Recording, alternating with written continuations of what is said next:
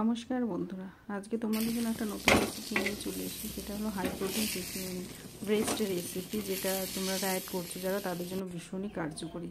তো চলো যাওয়া যাক মূল রেসিপিতে। প্রথমে আমি চিকেনের ব্রেস্ট পিসটা নিয়েছি। সেগুলো আমি সামনে দিয়ে একটু কুচি কুচি করে দিয়েছি, ওপরটাতে এবং ভেতরটাতে দুটোতে। তার মধ্যে একটু টক দই দিয়ে দিয়েছি, জিরে গুঁড়ো, ধনিয়া গুঁড়ো, তারপর শুকনো লঙ্কার গুঁড়ো, তারপর অরিগানো দিয়েছি সামান্য,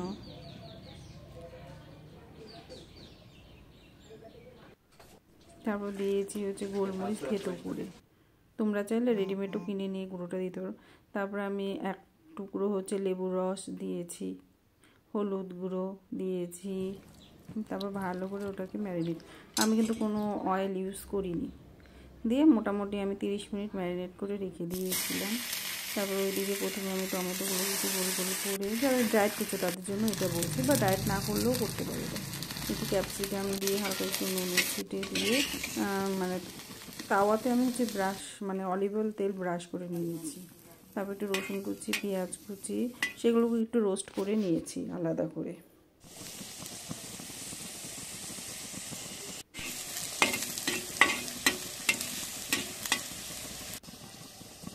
তারপরে ওই তেলের মধ্যে আমি চিকেনটাকে দিয়ে দিয়েছি।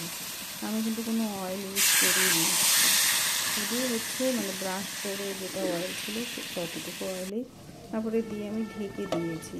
আর উনুনের আঁচটা ভীষণ আমি লো ফ্লেমে রেখেছি।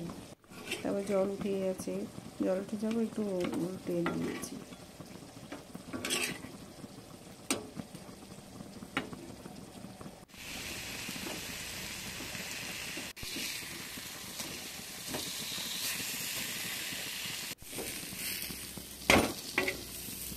তারপর চিকেনটাকে উল্টে পাল্টে ভালো করে নেড়ে তারপরে রেডি হয়ে গেছে আমাদের চিকেন ব্রেস্টটা। তারপরে এইভাবে তোমরা এটাকে লাঞ্চ বা ডিনারে তোমরা খেতে পারো।